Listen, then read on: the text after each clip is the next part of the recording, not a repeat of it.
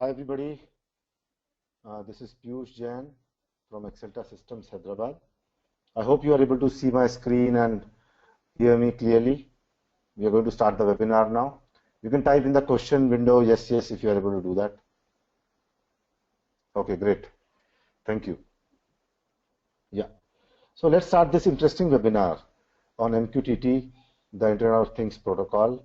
We're calling it, the Internet of Things Protocol because it is becoming popular day by day and it's being extensively used. So how we have divided this webinar or how we are going to present is, I'll be doing the initial introduction only, very basic, and then Amita, who heads our education division, will be taking it further from there. Also on the call is Dheeraj from Axelta Systems. His name is missing here, but he's also there. He's also our expert on MQTT, along with Amita. Okay, so they have done several sessions on MQTT and they will take you through the ride. Also, throughout the session, if you have questions, please keep typing in your questions. They might be linked to MQTT, they might be something else also. Please keep typing in. We'll try and finish the session in 40 minutes roughly, and then we'll try and answer your questions at the end. Okay, in between also, if we find something really important, we'll answer that. But typically, we'll take the question answers towards the end. Okay, is everybody clear? Shall we start? So again, good morning, good evening, good afternoon, wherever you are located. I think a lot of people have joined us from Middle East, so good afternoon to them. Just let me do a brief introduction about Axelta. So we are an IoT startup, and our website is axelta.com. I'm sure you are aware, and you can visit us and see what all things we do. We started in October 2013. Education is one of our main businesses, where we have trained close to 2,500 professionals worldwide. We are also developing solutions in different domains. I won't take your time for it. I have another slide I'll share with you about that. But the reason why I'm talking to you right now is because of Axelta Academy, where we were approached by a lot of people. We are constantly approached by a lot of people saying, can you share some information on this protocol or how you use this particular technology? And so we keep doing these webinars, and we want to share information, whatever we learn, because we believe from the bottom of our heart that IoT is a huge domain where everybody has a place, and we want thousands of startups to start in IoT. That's our aim, basically. So we have done a lot of trainings. We have trained 2,500 people worldwide, as we said. We have an ecosystem. Those who do our training join our ecosystem, so they will become part of our Google group. So if you're interested in IoT, then a lot of interesting things happen there, right, in that Google group, and you'll get a lot of information about IoT and stuff. So but that is reserved for alumni of Axelta who have done our trainings. Okay. Okay, so these are some of the clients that we have trained. So these are official clients. Apart from that, we do a lot of trainings for individuals. Basically, you can see our profiles. Not anything to speak about, but then me and Manish, we both started this company around 3 years back. We have known each other for 20 plus years. And we are very passionate about technology, about applying IoT to business use cases. And that's where we started this company, and education and products, both spaces we are in. So let me first explain what is IoT so that we are all on the same page very quickly. So you see this air conditioner, okay, and this air conditioner is a typical window air conditioner. I'm going to convert it into a smart IoT device, okay, and just see what all components go in and where MQTT fits in. We will understand after that. Okay, so you have this air conditioner. Let's say it's a Samsung, just for the sake of naming it. Let's say it's a Samsung air conditioner. So in IoT, every device has to have an identity. Okay, typically we will be using IPv6 as a new form of identity. Okay, and so this air conditioner will be given an identity, and we will also be given a lot of sensors, right, to be able to get things like temperature, humidity, the compressor blade condition, the compressor body pressure, temperature, the gas pressure inside the air conditioner, whatever parameters Samsung engineers want to capture from this AC, or whatever services they want to give, they'll put a lot of sensors inside this. Okay, they'll give it an identity, typically IPv6 kind of address, and they'll put a lot of sensors inside it to get information that they need. Okay, and then they will put a low range communication protocol kind of mechanism in it, so that this air conditioner can not only get its state out, like what are the different parameters that are being captured, but can also communicate to a device called a gateway. Okay, so gateway is nothing but like a router, you can imagine, which takes data from one or many air conditioners which are in vicinity, typically using low range communication protocols like Bluetooth, Zigbee, Bluetooth low energy, several such protocols are there. And then this gateway communicates to a cloud-based system using long-range communication protocols like MQTT, REST over HTTP. So this is where MQTT comes into the picture. Okay, and this MQTT is becoming very popular. That's kind of suited for IoT because it is very lightweight and can be used easily and can do a lot of things out of box. Okay, and this cloud-based system is nothing but the new breed of platforms for IoT, where a lot of data from all these devices will eventually travel and stored for a lot of analytics to be done. So once this data reaches here, a lot of analytics can be done. So Samsung engineers can figure out, okay, this particular AC, the compressor body temperature is increasing beyond the normal range. So there is some problem with the air conditioner. So they can, send a mechanic to repair it, or they can also, remotely send a message to this air conditioner to shut down maybe, or maybe even remotely inject some, lubricant maybe to increase the lubrication effect or something so that the body cools down. So a lot of possibilities there where Samsung can do a lot of things. And also your smartphone is emerging as a big piece in the IoT game, where it is acting as a very, very, powerful device to not only, through apps control this air conditioner, but also to accept data like what a gateway does.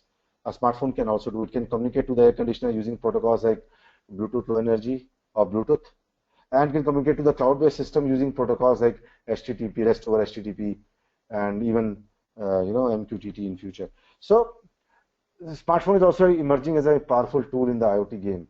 Okay, but then this is what typically a IoT system looks like. Okay, and again, guys, if you have any questions, keep typing them in. We will answer them at the end. So again, coming back to Axelta and what we offer, so we have a lot of trainings. We have our own platform on the cloud called Osmosis. We do development and rapid development of ecosystems. You have a business idea, we can convert it into an IoT thing. Of course, it has to appeal to us, and there has to be some finance and other things involved. But we definitely are in that space. We are already doing it for a couple of companies. We have solutions like security automation, boom barrier automation, retail. We are getting into retail also. We've got first initial orders coming in. In services, we have managed services and IoT services. I will not go into details. But for training, let me go a little bit in detail, where we have boot camps, which have become really popular, and we have trained more than 2,000 people in that. We have launched recently an IoT analytics training, where IoT and analytics, how they work together. It's really a deadly combination, basically. And we are doing the third batch now, starting, I think, tomorrow, or day after tomorrow, sorry. And then we have a lot of technology trainings, like we offer MQTT training, mesh networking, complex event processing, which is a very important part of IoT, not many people are aware, real-time operating systems. So several such things. We also do corporate trainings, 1-day, 2-day boot camps. We have launched a program right now in US, but also trying to launch in India soon, and maybe in Middle East also, because we are in discussion with some training, some partners there. There are 8 weeks of end-to-end IoT training, where we will train them full-time training on all the concepts of IoT and make them into full-stack developers, experts basically for IoT. So we have just trained our first batch in US. We want to launch it all over the world. We are looking for partners for that. And we are also launching an IoT fun and learning for kids. Interesting thing, where we have realized that there is a big opportunity there, as well as a lot of kids are interested in doing things, connecting sensors, making things automated and all that. So we're building that module right now. We launch it in a few days. Okay, so we'll answer all your questions. Please keep typing them in. Okay, so these are some of the solutions that we have built. Security solutions, agriculture. We have done some of these projects for different companies like Coca-Cola. We have done a project. We have done a project for a large retailer. We are also in discussion with a large IT company to do certain things for them. So a lot of things we are doing and building a lot of stuff. We are now 30 people strong in India. So going from strength to strength. So now these are some of the protocols, which are there used in IoT. I will now basically hand it over to Amita. So Amita, can you take charge from here? Yeah, sure. So Okay. can become the presenter now, or you want me to do that? No, I'll check. Just give me a minute.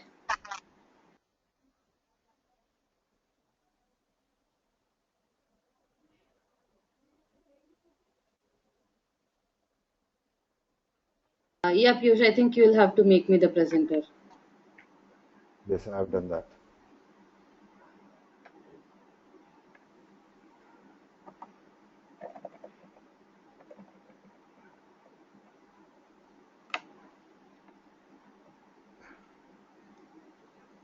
Okay. So, hello everyone.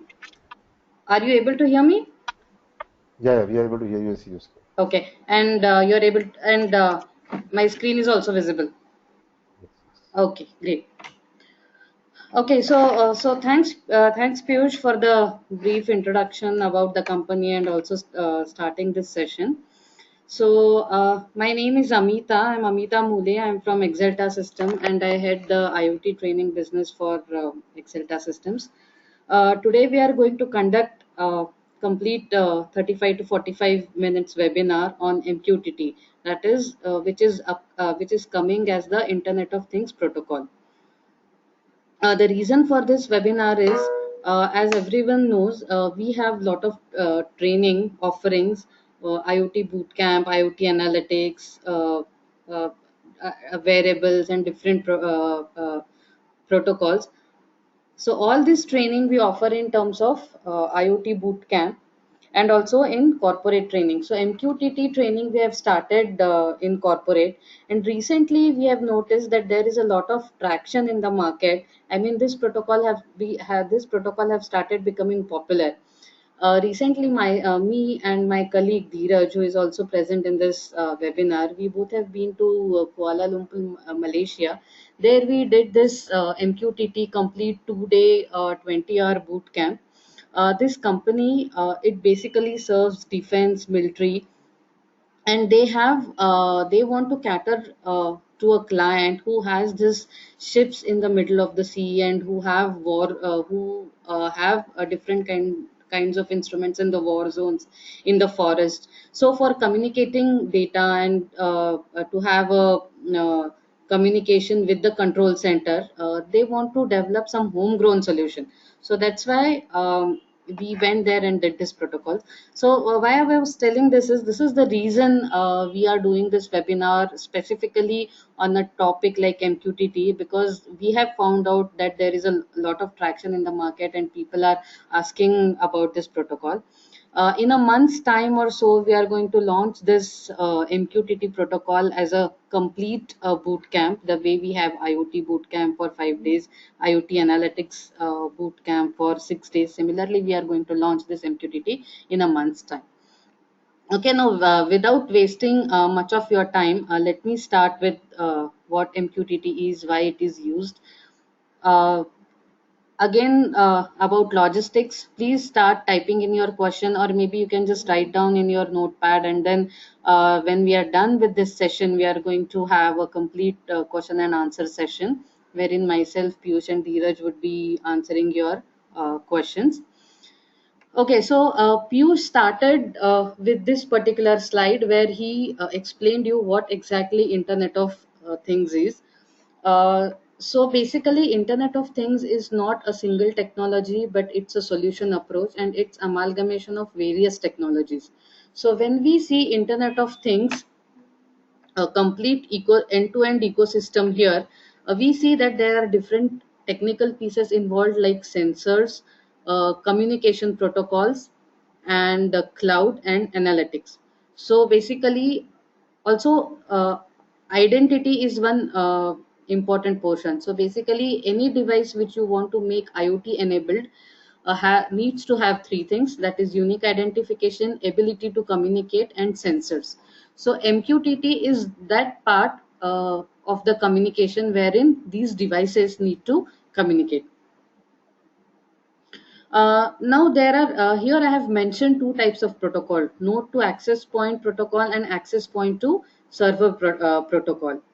So what basically a protocol is? A protocol is, I can say, a language or rules of a language when we communicate. For example, when I communicate with you in English or Hindi, there are certain rules or protocols for this language to communicate. Node to access point are those protocols which are generally or typically RF based protocols like Zigbee and BLE, Z-Wave, and these are short range protocols. When we talk about access point to server protocol, here access point could be your gateway, or it could be just hold on a second. It could be your gateway or even your Android phone, which is serving as a gateway. So there are different protocols in the which fall in this range, that is TCP/IP, UDP, HTTP, HTTPS, CoAP, MQTT, and other protocols. But we are specifically going to talk about MQTT today, and you are going to learn why. Now, every one of us or most of us must be familiar with this network protocol stack. Uh, One is OSI model and other is TCP/IP model. Uh, the OSI model consists of 7 layers, and each layer provides an abstraction to the upper layer, and also it serves the upper layer. I need not go into the details of this network protocol stack because we have a limited time of 30 to 45 minutes wherein we need to finish this webinar. Then we have this TCP/IP model wherein there are 4 layers, and the majority of our internet is based on this TCP/IP model. Uh, this is a IT protocols war. This slide I have put up to tell you that when you talk about Internet of Things, there are different protocols which come into picture like HTTP, CoAP, Modbus, XMPP, AMQP, MQTT, and each protocol is unique in terms of providing different kind of features. When we talk about Internet of Things, it is not what I can say a tailor-made concept. Every industry and every solution is different. So depending upon the case study, depending upon the solution that we want to provide, a protocol has to be chosen very carefully. We cover all these details in our IoT bootcamp. Uh, Now, before we start MQTT directly, just to have a proper connectivity so that it doesn't feel that we have abruptly started with MQTT, because since the crowd or the people who are in this webinar could be from different backgrounds, different systems, just a small note about communication channels. So communication channels are basically the vehicles through which we transfer information, through which we communicate, and protocol is something which are called as rules. So there are different communication channels like cellular, Wi-Fi, Ethernet, PSTN, uh, PLC, that is power line communication. PSTN is our dial-up, satellite, and Sigfox. So Sigfox is something which is coming up lately for specifically for IoT kind of networks. It's a cellular network which lies between Wi-Fi and cellular, in the sense that Wi-Fi gives a short range connectivity, whereas if you talk about cellular, it consumes a lot of power and also it is expensive. So Sigfox is coming up with a network, in the sense it is coming up with an end-to-end network.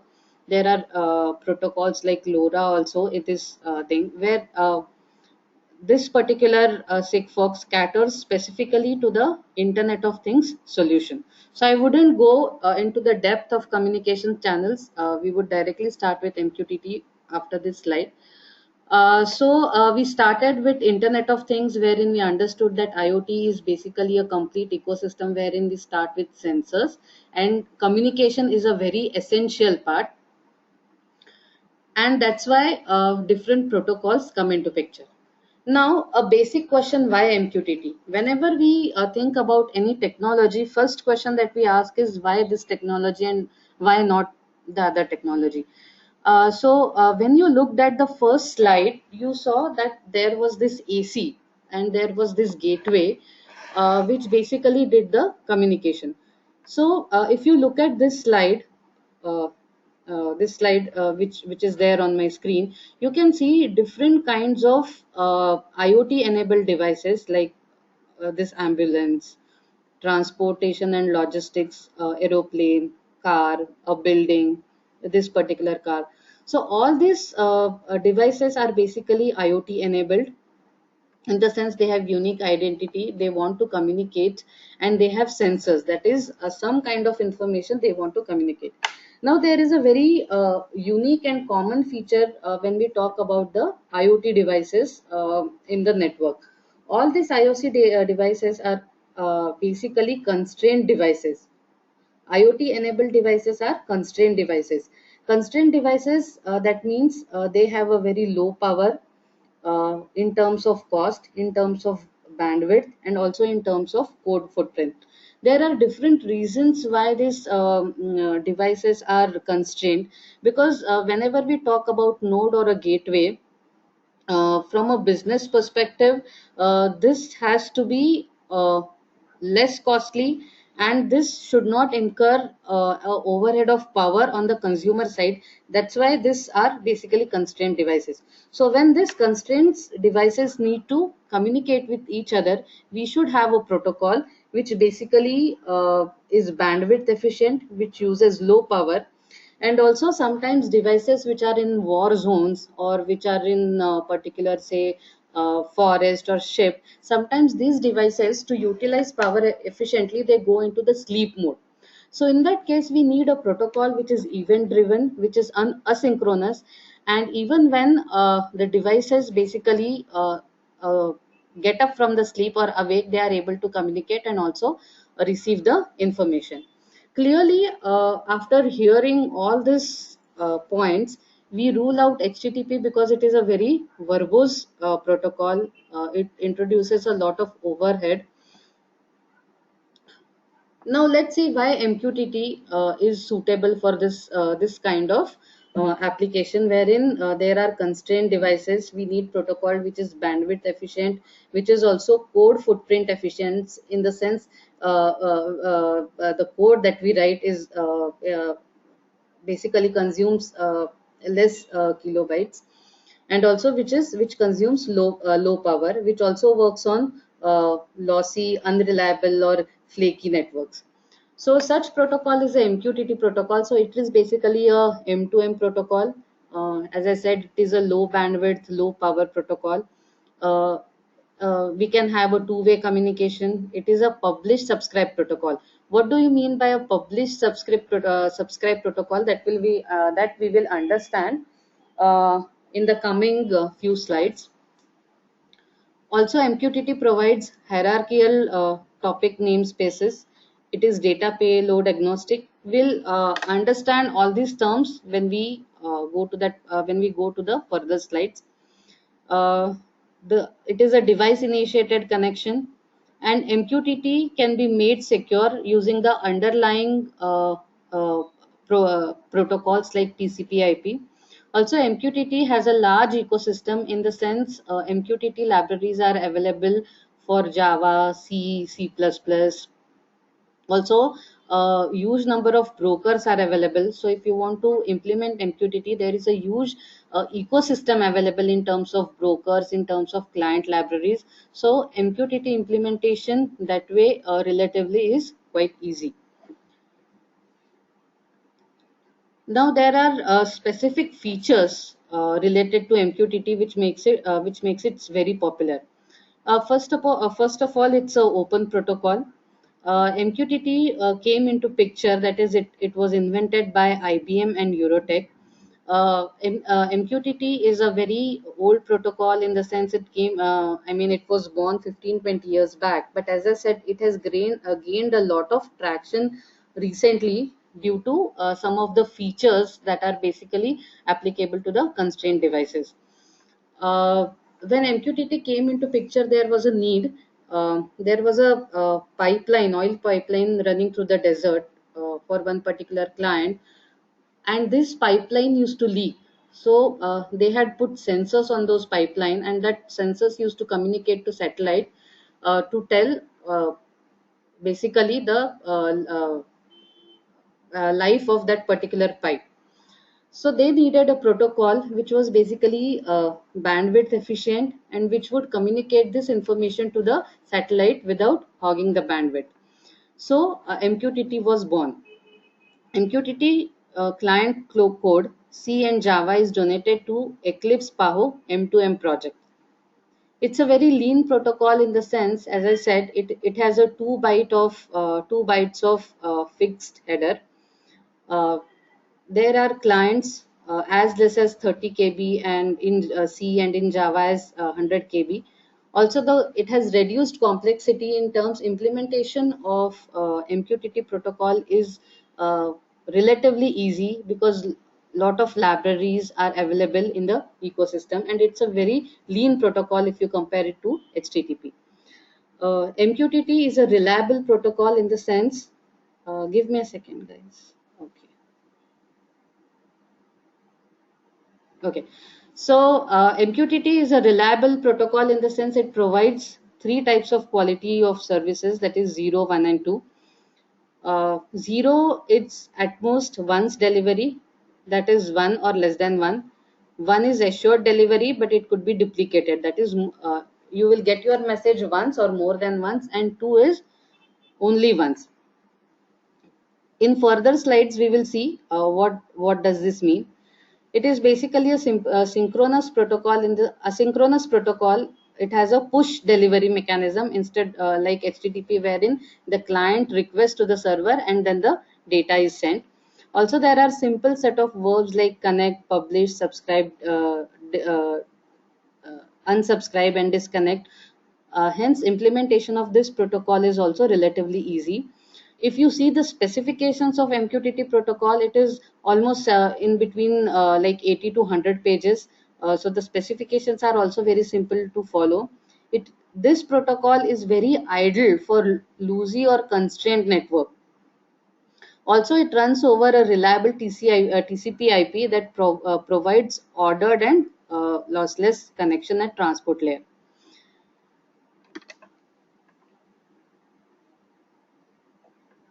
Okay. Okay. Now here I have put up a simple comparison chart between HTTP and MQTT. When we talk about HTTP, it's a synchronous request response protocol. MQTT is asynchronous. That is both the client on both sides doesn't have to be awake when the message transfer happens. It is event driven. Guys, some of the things like what do you mean by asynchronous, what is publish, subscribe, what is broker, all these terminologies might not be clear right now, but I am going to explain this in a minute. I am just giving you a higher level detail so that when we go into the detail, everything connects and makes sense. As we know, HTTP, the design point was web browsers. In MQTT, it is clearly IoT and M2M devices. HTTP, we all know it is rich headers. MQTT, it has 2 bytes of fixed header size. For HTTP, we need to implement it on the we need to implement by custom code on top of HTTP. MQTT client libraries are available, and this we can incorporate into our existing code. Both are basically push from client to server. In case of HTTP, a polling has to be done for receiving the information. In MQTT, it is very efficient and scalable push protocol wherein the data is pushed from one client to other client. HTTP is IETF standard, whereas MQTT is OASIS standard. In HTTP, we call it a one-to-one, that is a client request a server for data. In MQTT, it supports one-to-one, one-to-none, one-to-n, that is one-to-many. Now, this is a simple example which I have taken up from certain case studies wherein we can see that when we use HTTP protocol for getting a single piece of data, I have to use 302 bytes. Here I have to use 69 bytes. Similarly, this is the data when I compare HTTP and MQTT protocol. Also, this is one more example. I wouldn't go into the details of it, otherwise we would be losing time on this information. We have to cover a lot of ground today. So as I said, MQTT was specifically designed for mission critical applications. It started with the oil pipeline in a desert, wherein the sensors fitted on the pipeline had to communicate to a satellite, and for making it bandwidth efficient, uh, for putting a small amount of code, MQTT protocol was designed. In 1999, it was invented by Dr. Andy Stanford and Arlen Nipper from IBM and Eurotech. In 2004, MQTT Open Community was born. Then Eclipse started its PAHO project, wherein all the code was donated to Eclipse. And now, in 2013, MQTT has become a OSS standard. MQTT has a wide variety of applications. It is used by WebSphere, MQ, Guyana DB Lab, Llama by IBM Extreme Blue Project, CC by IBM Extreme Blue Project. So these are the different projects. If you are interested in all these projects, maybe you can go to Google and search them and look how they are using. Facebook extensively uses MQTT for its messenger, since it consumes less battery and relatively less bandwidth. MQTT 3.1 is the latest specifications for MQTT, and MQTT SN, which runs on protocols like ZigBee and wireless sensor networks. 1.2 is the latest specification. So if you want to have MQTT in your projects, you can refer to these specifications. Now let's talk about MQTT architecture. MQTT architecture is basically based on a public subscribe model. In the sense, this middle portion is the MQTT broker, and all these publishers and these subscribers are basically the clients. Publishers and subscribers both can be referred to as the client, and we need to have a MQTT broker. So as against HTTP, which is a one-to-one protocol, wherein the client has to make a request to the server, here the basically the subscriber uh, subscribes to certain information, and the publisher basically publishes this information. The analogy is very similar to the newspaper that we get, right? Because we subscribe to the magazine, we subscribe to the newspaper. Like us, there would be 100,000 millions of houses which are basically subscribing to a particular newspaper. There will be a middle agent who then gives the publishers magazines and newspapers to us. So every device in this particular publish subscribe is called as a client, and all these devices should basically should have a TCP IP protocol, wherein we could run MQTT on top of it. Now, messages are delivered asynchronously by push mechanism. It could be one-to-one, one-to-many, or many-to-one. Now, for example, if there are certain devices in war zones, in forest, or in remote areas like ship, where the network is very flaky, or where the IoT devices or the gateways are very constrained devices in terms of power, bandwidth, or even code footprint. In that case, what happens is we will use a MQTT library, whichever, like C, Python, whichever MQTT library we can use, and then we can write a code which basically publishes the information to the broker. The commercial brokers and open brokers are also available in the market. Like for example, we Osmosis, our own IoT platform, uses MQTT broker, which is in the cloud. There are commercial brokers like HiveMQ also available, and there are open source brokers also available. So basically, this publisher will publish any amount of information. Like for example, in case of oil pipeline, the sensors might publish values to the broker. Then there will be subscribers. Those subscribers could be clients, which could be sitting anywhere in the world. They could be it could be a desktop application, it could be a application on your mobile phone, or even it could be another IoT device which needs this information. And then the subscriber will get this information from the broker. Information can be published from one source, that is one publisher, to multiple clients, or there could be many publishers which could be subscribing information which could be publishing information, and there could be many subscriber basically subscribing this information. So the analogy which I gave it to you about newspaper and magazine correctly fits here, because there are many publications available for us, like newspaper, magazines, other kind of media, and as a subscriber there could be millions of subscriber, and then there is this broker which is the middle agent. The most important aspect of publish subscribe model in terms of MQTT is client decoupling. The client decoupling happens in the form of three ways, that is space, time, and synchronization decoupling.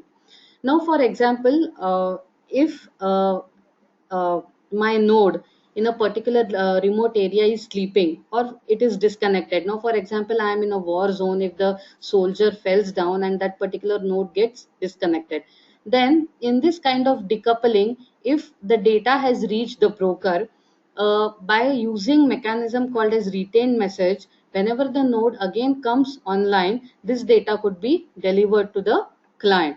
So what does it mean is that the client and the subscriber doesn't have to be online at the same time when the message gets published. So this is called as decoupling. The client and the publisher and the subscribe both can be decoupled, or both can be unaware of each other. They just have to know the address of the broker. In HTTP, whenever a client makes a request to the server, I need to have the address of the server. Herein, it's good enough for me to know the broker so that I can publish all the messages here, and whoever subscribes to this messages basically gets the message. So the client decoupling comes in the form of three ways, that is space. I don't need to know my publisher or my subscriber. Same example as a newspaper and the magazine. For example, if I take example of Times of India, the Times of India gives its paper to a middle broker, and then the middle broker gives it to me. Similarly, the publisher and the subscriber doesn't need to know each other. They just have to know the broker. They don't have to be online at the same time. If some nodes are sleeping or if some nodes get disconnected, then when they come online, this message could be delivered to them. So this is called as decoupling of client and server. Now, how these messages are published using MQTT? As we know, HTTP is a very verbose protocol, but MQTT is specifically designed for constrained devices, wherein there is 2 bytes of fixed header size, and then there is a variable header and a payload. So in MQTT, any message is sent in terms of topics, hierarchical topics, which is basically separated by this slash. So for example, there are nodes in a building which want to uh, send out a particular information like temperature, pressure in a home automation system. For example, consider I'm living in a smart city, maybe New York, wherein I have a building which is completely IoT enabled. I'm living in a home automation. I have installed home automation systems. So in that case, every building would probably relaying lot of information. For example, the temperature of my AC, whether my door is locked or not, whether my kids are at home, whether my coffee machine has gone wrong. There could be like humongous amount of information. Uh, so this information basically could be relayed using one protocol, MQTT. There could be, of course, different protocols, but if we consider MQTT protocol, the messages are relayed using this kind of hierarchy, wherein building A, floor 1, room 1, temperature, this forms basically the topic. MQTT topics can be 64 KBs long, and then after writing this topic, I can publish the message that if I'm publishing the temperature, it could be 34 degrees, it could be 50 degrees, and then there would be MQTT broker wherein this messages would go, and then there could be different applications which would be basically subscribing to these messages. A simple example could be I have made my home IoT enabled. me and my husband, we both work outside, there is nobody at home, and we just want to be aware, or we want to make sure that our house is secure. So in home automation system we have installed different things, like if the door gets opened we should get a message, if the windows get opened we should get message. If the temperature of say AC, if the temperature of my house falls down, then I should get a message, so that when I walk into my house, I walk into a very cozy house. Whenever I walk into house, my coffee machine automatically starts brewing a hot coffee for me. So such kind of applications would be possible using MQTT, wherein I have a handheld device like a phone, even my husband has a phone, wherein the nodes which are there in my house are continuously relaying information using MQTT client to the broker. I am also connected to the broker through my phone, and then I get these messages, and I have subscribed to these messages. So whenever I get these messages, I can initiate a actuating action. Like for example, if I get a message saying that your door has opened, there could be a alarm or a situation wherein I could immediately call someone in my building and make them check why my house is opened. Is there any thieves which have come inside the house, or there is some other issue? So such applications could use MQTT. Uh, Now, in MQTT, there is concept of wildcards. Uh, there is a wildcard called plus and hash. So the wildcard plus basically matches a single directory, and hash matches number of directories. And using this wildcards, basically we can uh, subscriber message. So wildcards are allowed when registering a subscription, but while publishing the message, we cannot use wildcard for the obvious reason, because when we publish a message, we publish it for a particular topic. But when we are subscribing it, I could subscribe for whole of building values. For example, as a subscriber, I want to subscribe to all the values which are there in my house. I could just use building A and hash, so that I get all the values of building A. But while publishing, I need to publish it for the entire topic, because that value basically refers to complete hierarchical topic, that is building A, floor 1, room 1, temperature. Now, MQTT offers three kinds of quality of services. This is because basically MQTT is designed for constrained devices, wherein the networks could be flaky, bandwidth could be issue, or maybe if the devices are physical devices are remotely plugged in.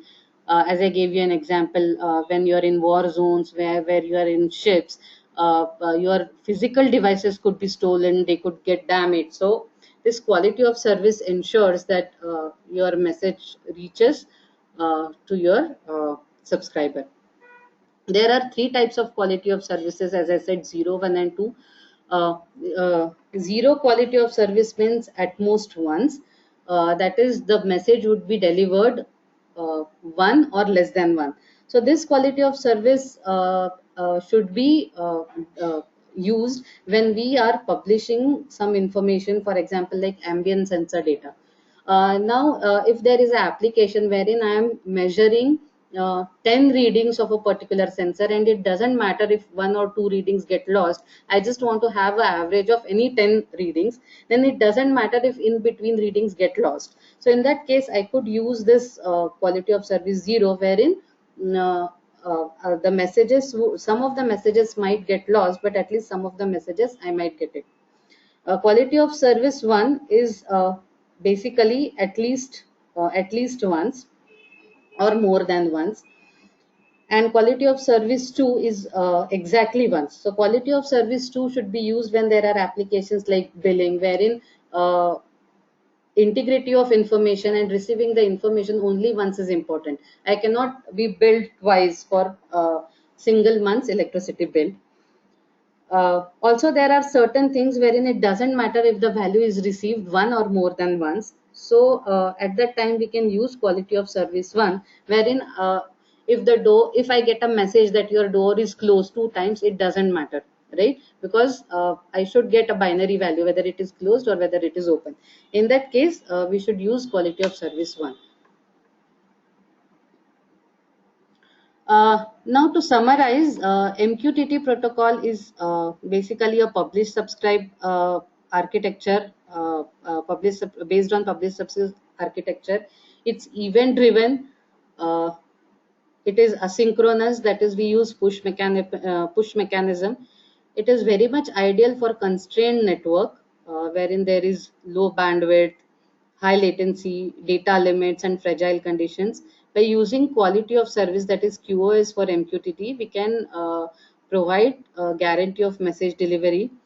uh, we use MQTT provides a feature called as last will and testament, wherein if some nodes get disconnected, then using this LWT feature, we make sure that even if the nodes are disconnected, it is conveyed to the other clients. Uh, there are certain features like retained messages, wherein if you don't subscribe to a particular message before it is published, and if you come alive and later subscribe, you get those particular messages. With MQTT, we can either start a clean session, or we could have a persistent session. Other features like wildcards can be used. Security, MQTT as a protocol doesn't support any kind of security apart from username and authentication as a part of specifications. But since MQTT protocol runs over TCP/IP, security mechanisms in the form of payload encryption, SSL, TSL, or even certain commercial brokers like HiveMQ provide this security. MQTT has a small header size, due to which it is popular.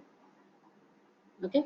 Now, by using for MQTT protocol, uh, we can use bridging. What does bridging do? Basically, it allows forwarding of messages on specific topics to other MQTT brokers.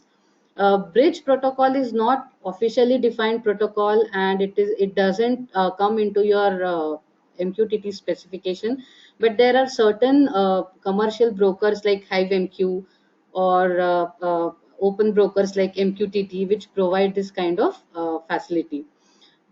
Clustering is also available for MQTT. Like for example, you can distribute the load. There are certain brokers which provide this clustering, like ActiveMQ, HiveMQ, and RabbitMQ. So these are the features also available. If you see the specifications of MQTT, MQTT is a very lightweight protocol. So there are minimum number of specifications or features that are given. So whenever you want to do a project with MQTT, it is necessary for you to explore different kind of libraries which are provided by MQTT ecosystem, Eclipse, PAHO, and different kind of brokers which basically help you in selecting the security mechanisms. As I said, the biggest challenge in MQTT is about security, as MQTT as a protocol in its specification, apart from username and password, doesn't provide any security mechanism. It lies on the people who have developed these libraries, or brokers, or even the end user who would be doing a project in MQTT, to make sure that this MQTT protocol is a secure protocol. As I said, there could be different scenarios, or different mechanisms through which MQTT can be secured. We can use cryptographic algorithms, but then since the devices are tiny, usage of these algorithms is doubtful.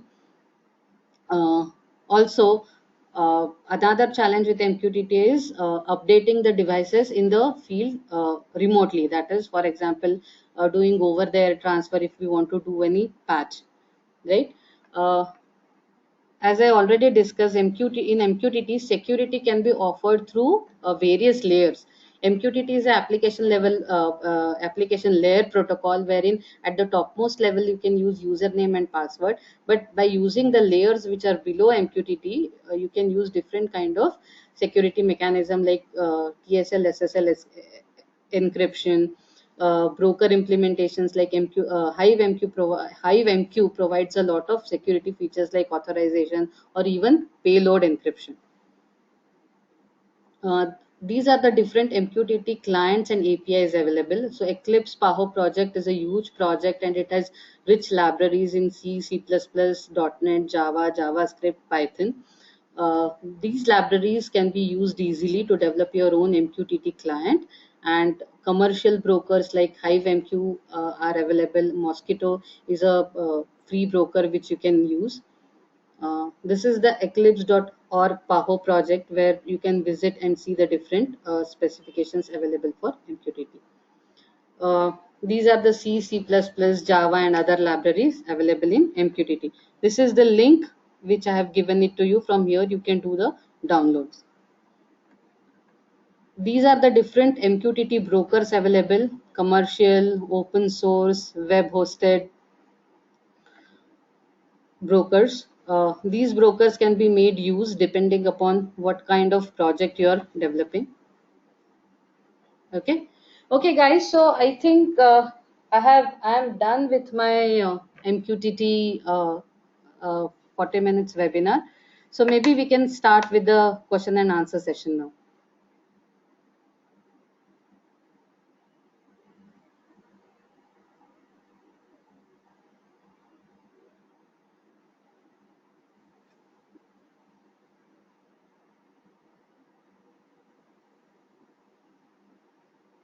Okay, let me see a question. Just give me 2 minutes. I'm just looking at the questions. Okay.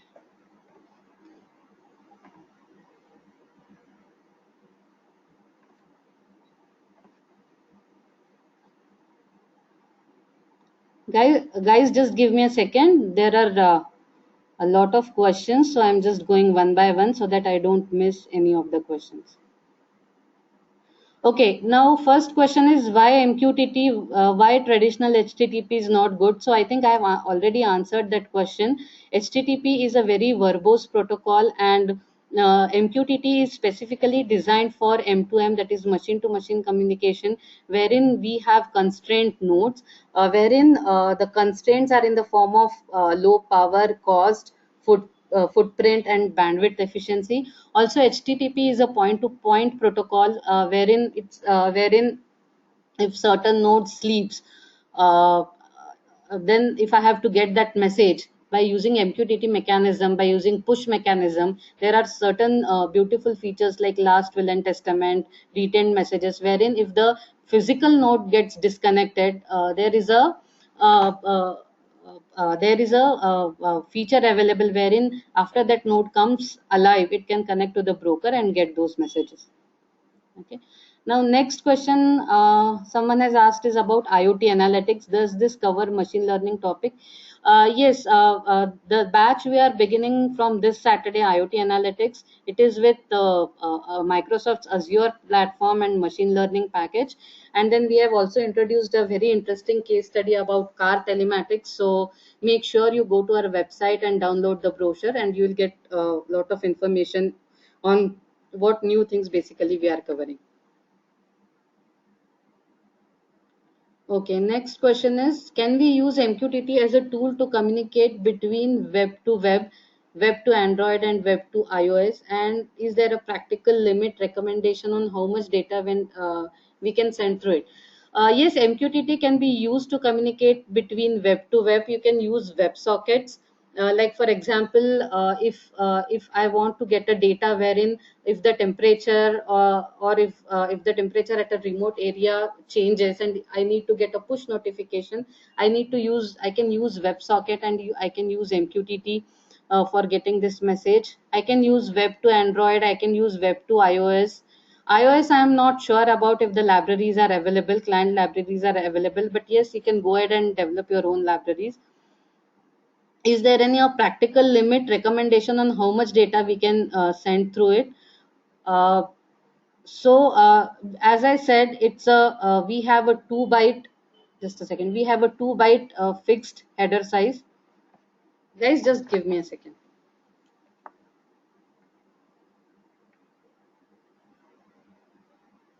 I think I have lost my questions window, so just give me a second.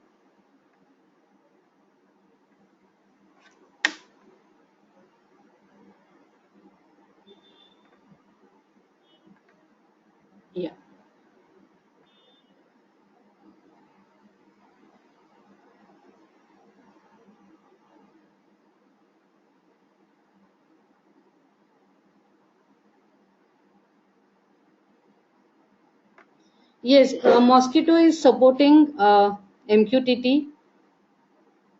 Is Mosquito a supported version of MQTT similar to Red Hat versus Linux?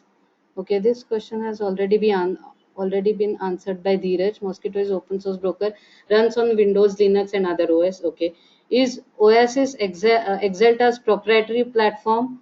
No, Oasis is a standard for MQTT. Osmosis is Axelta's platform. Okay, good. Thanks, Dheeraj, for answering that. Is there a practical limit recommendation on how much data we can send through it? Hope it's a valid question. As less as required, and any extra data not required will cost and will be useless. Okay. So Piyush has answered this question.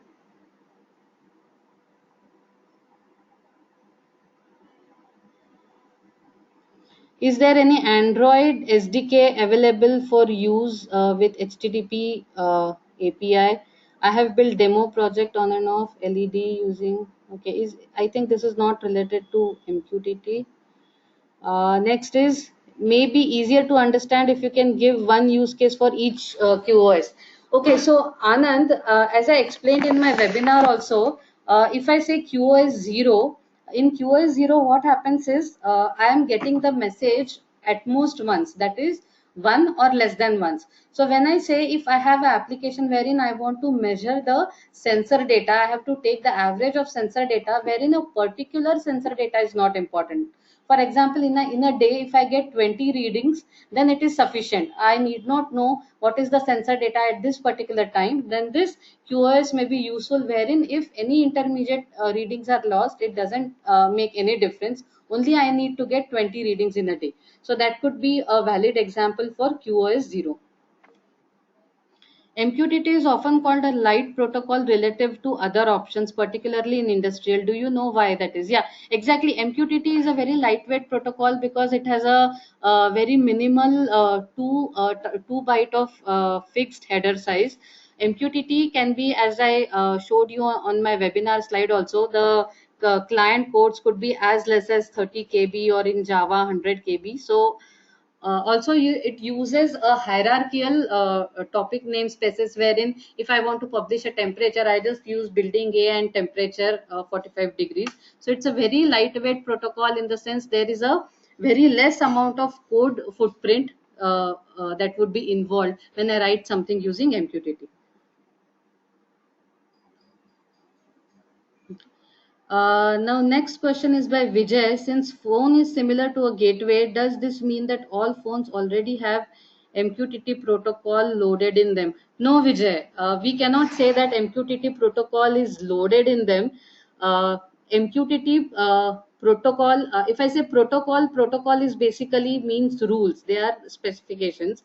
So when I say that if MQTT application is available in a particular phone, it can have different kind of meanings. For example, in Android, if my Android phone can be used as a client also. So when I use my Android phone as a client, then I can download a MQTT client from the net, and then my phone uses that particular client, and then I need to connect it to a broker. So saying that MQTT protocol is already loaded into a phone is not true. Next is, since these subs wake up at a different times, the broker has to keep broadcasting, right? No, the broker need not keep broadcasting, because when a node is connected to a broker, it has two kinds of command, that is ping request and ping response. So for example, in any kind of application, if the node gets disconnected, then when the node comes back into the picture, it has a signal or it has a packet ping request. If you go to the specifications, there are 14 types of different packets. So when you use this ping request, it basically says that okay, I am there, and then by when broker detects that that particular node has come alive, it can send that message. Next question. Okay, just a second.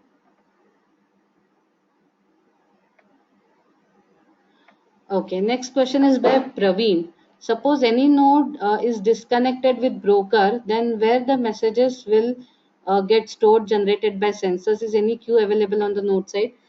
These messages are basically stored on the broker side. So as I said, there are different features available like last will and testament and retained messages, wherein if you want to make sure that these messages reaches the subscriber, even if the subscriber is dead or even if the subscriber comes in later, then these features are available at the broker side.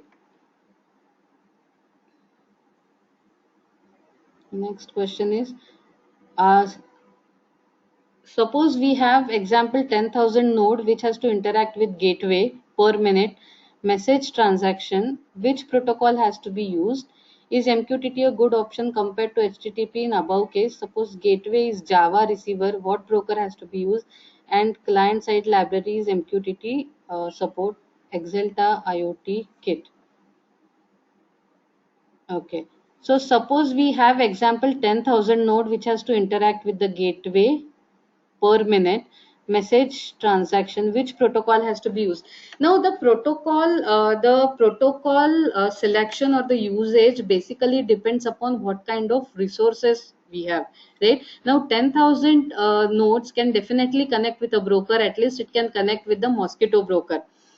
But then you have to also see what kind of nodes we have. If the nodes are really constrained nodes, and if the functionality is required is in the form of publish subscribe, then we can use MQTT. There is one more protocol called CoAP protocol, which is also designed for constrained networks, but it is a point to point protocol.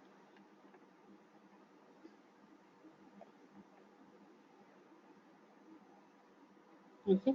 There is one more question by Vijay. The broker code has to reside on the server, right? Yes. Now the broker code has to reside on the server. Now, for example, the MQTT broker is a broker which we have put up in our cloud. Also, the MQTT broker can be downloaded in your local machine, and then your local machine can act as a server. Next question. This course can be learned who are from sales background to start career. Uh, yes and no, because MQTT is a very highly technical protocol. But yes, if you are interested in technology or technology selling, learning this protocol wouldn't be a bad idea. Or even you can uh, learn this protocol and maybe start in IoT selling as well.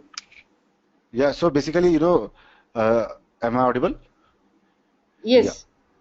Yeah. So I was saying that, MQTT is a subset of IoT.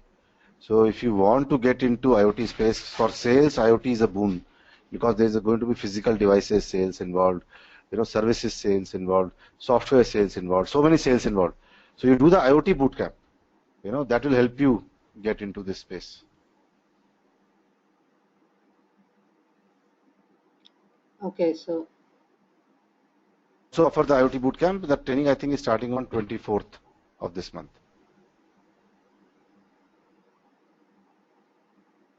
okay, so should I take up the next question? Go ahead. Okay. What are the open research areas on this protocol in perspective of academic research?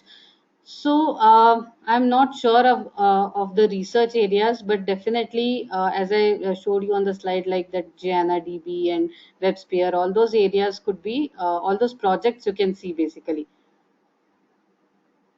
What is MQ? Okay. So I think Dheeraj has already answered this question. What is MQTT SN is totally different spec. Yes, MQTT SN uses UDP in transport layer, whereas MQTT uses TCP. Also, there are some more changes in terms of packet size. The packet size is definitely less in MQTT SN. Next question is by Pratik. What is the latency in terms of time? What is the latency in terms of time while we publish and subscribe? I think Pratik, the latency depends completely upon the network and the bandwidth. So if it's a lossy network, then of course the latency will be more, because all networks are not same in MQTT. I could have a MQTT Java client which is sitting on my desktop, and then I have a good internet connection. Next question is, when you say lightweight, do you mean easy on memory and clocking requirement? Yes, definitely, Vijay. When I say lightweight, it is easy on memory because the code footprint is low. The packet size of a particular MQTT, when I send a payload, is fixed header size is 2 bytes. So that's what I mean by lightweight.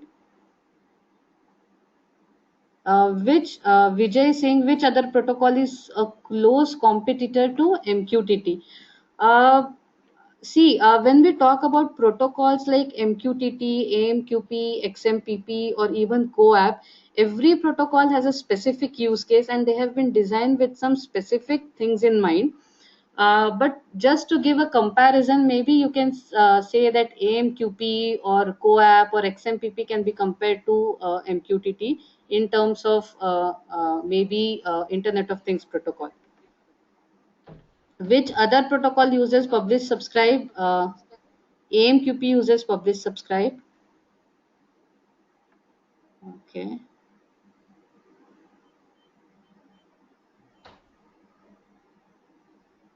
okay. Just a second.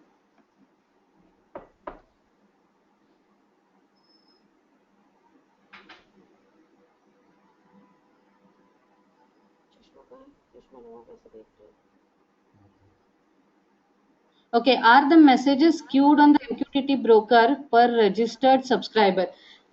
Whether the messages are queued or not, it's again a broker specific. As I said, queuing of messages is not a part of MQTT specification, but then there are different commercial brokers and non-commercial brokers. I showed you the list. So all these brokers basically what they're trying to do is they're trying to provide a add-on features to MQTT.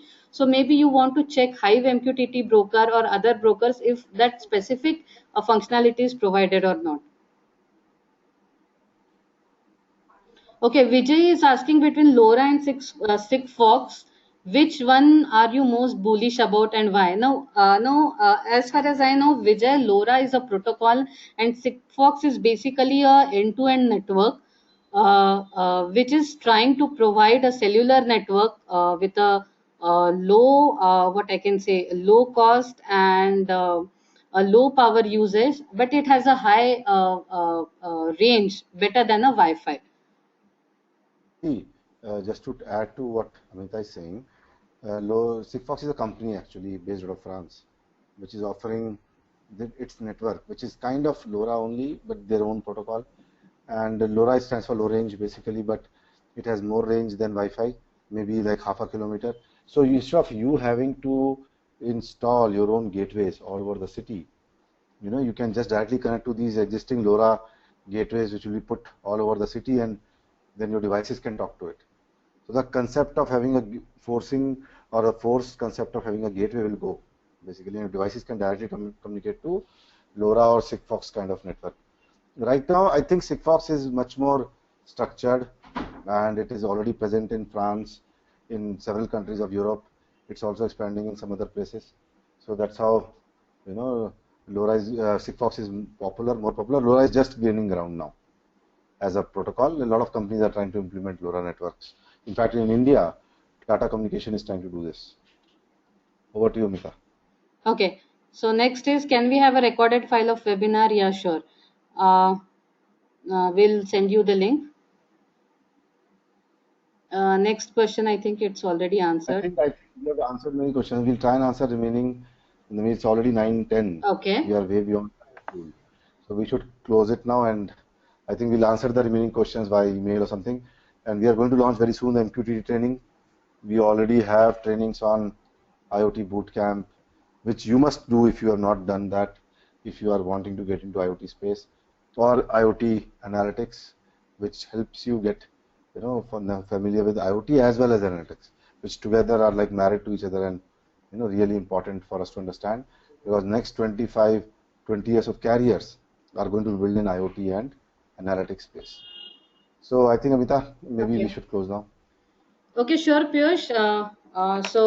Guys, it was really nice interacting with you, and I'll just type in my our company address, corporate@axelta.com. So, any more questions which are unanswered, you can share those questions with us, and we will surely try to answer this. And also, I will be sharing the recorded session with every one of you, because I have email addresses since you have already registered with the webinar. So thank you all for joining us in yet another series, and we would keep on doing such webinars through Axelta. So thank you all. Bye bye.